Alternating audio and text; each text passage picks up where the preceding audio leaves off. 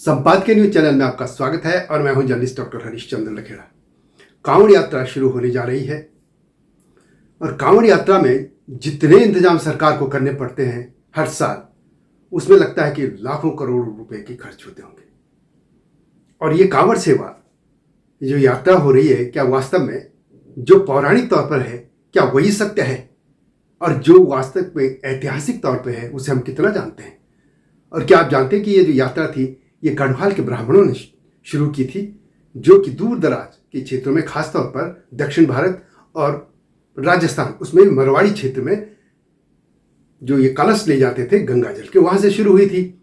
और आज जो स्वरूप दिखाया जा रहा है उसके बारे में मुझे लगता है कि हिंदू समाज को सोचना चाहिए और इस सच्चाई को भी जानना चाहिए। वही मैं आज बताने जा रहा हूं। लेकिन तब तक मैं आगे बढ़ूं, आपसे अनुरोध है कि इस संपादकीय न्यूज चैनल को सब्सक्राइब अवश्य कर दीजिए। पहले पौराणिकता की बात कर लेते हैं। पौराणिक तौर पर यह पौराणिक ग्रंथों में कहा गया है कि जब भगवान शिव ने अमृत ग्रहण किया था, यानी जब समुद्र मंथन के बाद अमृत निकला और भी रस निकले, उसमें ये जो विश्व निकला था, तो फिर भगवान शिव ने जब पूरा धरती, ये कह सकते हैं कि पूरा जो ब्रह्मांड था वो तड़फने लग गया था विष के कारण, तो भगवान शिव ने उसको अपने गले में उस जहर को रख लिया था। यहाँ पे जो नीलकंठ, नीला जो है इसे नीलकंठ उनको कहा गया। अब चूंकि उन्होंने जहर तो ले लिया, लेकिन वो बहुत परेशान थे, तो उनका जो परम शिष्य थे लंकेश यानी रावण, वो लाए थे गंगा जल और उन्होंने शिवलिंग पे उसको चलाया था, भगवान शिव की जटा पे डाला और वो फिर शांत हुई। ये तो एक कथा है।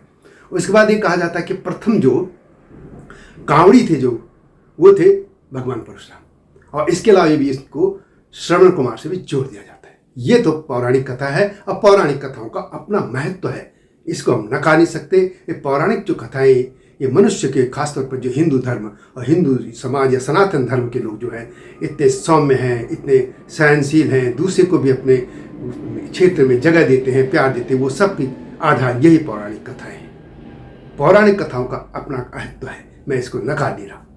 लेकिन इसके साथ एथिक्स, जो इतिहास की बातें हैं, ऐतिहासिकता,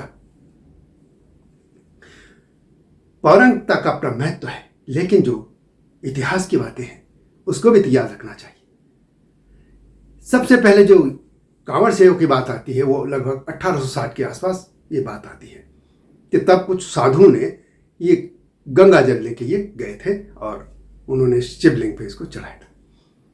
अब हम थोड़ा इसके इतिहास की बात करते हैं, पीछे की तरफ चलते हैं। ये जो साधुओं की यात्रा से पहले वास्तव में जो गंगा जल था, इसको गढ़वाल के ब्राह्मण, और उसमें भी गंगोत्री, केदारनाथ जी, बद्रीनाथ जी, यहाँ के जो ब्राह्मण थे, या जो और भी है जैसे रुद्रप्रयाग है, कर्णप्रयाग है, देवप्रयाग है, ये तमाम जो जगह थी, यहाँ के पंडे और गढ़वाल के ब्राह्मण अपने सिर पर गंगा जल के कलश, घड़े लेकर दूर दराज के क्षेत्रों में जाते थे। खासतौर पर जैसे मरवाड़ क्षेत्र में मरवाड़ी लोग बहुत मंगाते थे, इसके अलावा साउथ के लोग, दक्षिण भारत के लोग, और यहाँ तक कि जो इतिहास की पुस्तक है उसमें यह भी पाया जाता है कि सेतु बंधु रामेश्वरम जो भगवान भोलेनाथ का लिंग है उसमें भी इसको चढ़ाया जाता था, शिवलिंग जो है।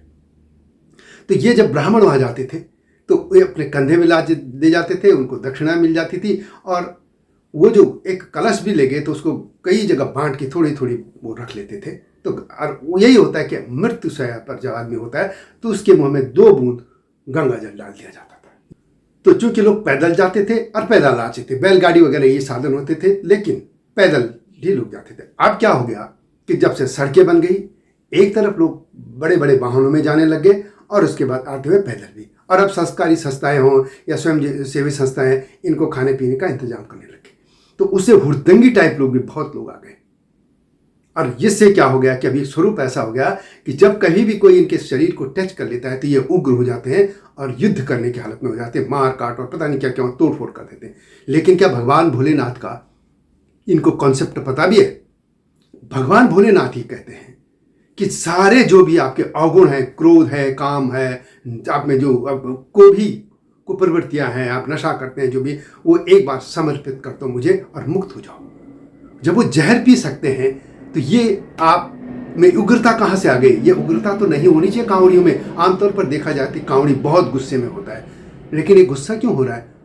जब भगवान शिव जहर पी सकते हैं तो आप इस गुस्से को नहीं पी सकते। और ये कौन सा धर्म ग्रंथ है जिसमें लिखा है कि कांवड़ियों को कहीं टच कर ले, कांवड़ियों को कहीं टच कर ले तो कांवड़ ये जो यात्रा है वो अस्वीकार हो जाती है, उसका मान्यता खत्म हो। ऐसा तो नहीं है, कहीं भी नहीं लिखा गया, ये उन्होंने खुद बनाया। और एक और बात कि भगवान शिव की जो जटाओं में 12 धाराओं में गंगा निकली थी उत्तराखंड में, जब वो भगवान शिव की गंगा अवतरित हुई थी गंगा, जब पौराणिकता की बात कर रहा हूं मैं, तो एक धारा भगीरथी है, अलकनंदा है, मंदाकिनी है, बहुत सी जो है नंदाकिनी, सब जो भी नदियां हैं, ये सब नदियां के जब आ जाती हैं देवप्रयाग में, उसके बाद मुख्य तौर पर गंगा वो होती है। वैसे सभी गंगा की धाराएं हैं, लेकिन अब क्या हो रहा है कि ये हुड़दंगी टाइप कुछ लोग या पिकनिक मनाने के तौर पे या कुछ अतिवाद या एक मूर्खता अज्ञानता में गंगोत्री जा रहे हैं। गंगोत्री का कुछ नहीं, आप एक धारा की ला रहे हैं, आप सिर्फ एक धारा मीन माने आप भगीरथी की धारा को ला रहे हैं। उसमें अलकनंदा का है, मंदाकिनी का है, नंदाकिनी का है। भगीरथी सिर्फ धारा नहीं थी कि भगीरथ लाए थे उसको। तो इसलिए गंगा का महत्व है जब आप देवप्रयाग से नीचे, यानी मुख्य तौर पर हर की पैड़ी में भी एक जो वो कलश था, अमृत का मंथन, जो समुद्र मंथन हुआ था, उसके बाद एक कुछ बूंदे वहां गिरी थी, तो वहां पे इसलिए पवित्र माना गया था। तो महत्व है सिर्फ हरिद्वार तक, और हरिद्वार से ही आपको उसको लाना चाहिए, न कि पर्यावरण को भी। तो आप देखिए ना, आप ग्लेशियर के इंटीरियर इलाकों में चले जाएंगे तो ग्लेशियर पिघलेंगे, तो फिर क्या होगा। और दूसरा, आपको यदि कोई भी शरीर पे आपको टच कर दे तो आप उस भोलेनाथ के भक्त कैसे हो सकते हैं, जिनके तो सारे जो शिष्यगण हैं उनको कहते हैं शिवजी की बारात में, मतलब उसमें सब कुछ समाज के हर वर्ग के लोग उनके शामिल थे। तो जब भगवान शिव को इनसे कोई एतराज नहीं किसी से भी, तो आपको एक मनुष्य यदि आपको छू लेता है, दूसरा मनुष्य, तो आपको कैसे एलर्जी हो जाती है। तो ये कांवड़ियों को ये सोचना चाहिए कि गंगा जल लाना है तो आपको सिर्फ गंगा हरिद्वार से ही लाना, चाहे हर की पैड़ी से लाओ या कहीं से भी, दूसरे घाट में कहीं से लाए, वही है। गंगोत्री जाने का कोई मतलब नहीं है, उसको कोई नहीं है, ये कोई आपकी अधूरी मानी जाएगी यदि आप धार्मिक तौर पर जाएंगे। और दूसरा, गुस्सा तो होना ही नहीं चाहिए।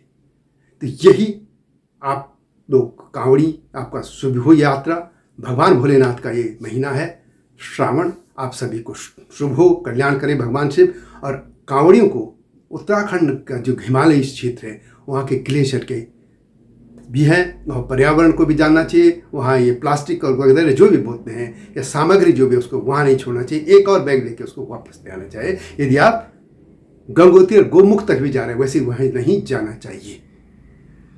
तो यह वीडियो कैसे लगे कमेंट में अवश्य लिखें, और ये जो संपादकीय चैनल है इसको भी देखेगा, और मेरा मुख्य चैनल एक और है, वो है हिमालय सभ्यता पर, हिमालय लोग, उसको भी देखिएगा। और वीडियो को शेयर कीजिए, लाइक कीजिए, आपसे अनुरोध है। अब नए मुद्दे के साथ आपके पास सामने शीघ्र आऊंगा, तब तक नमस्कार।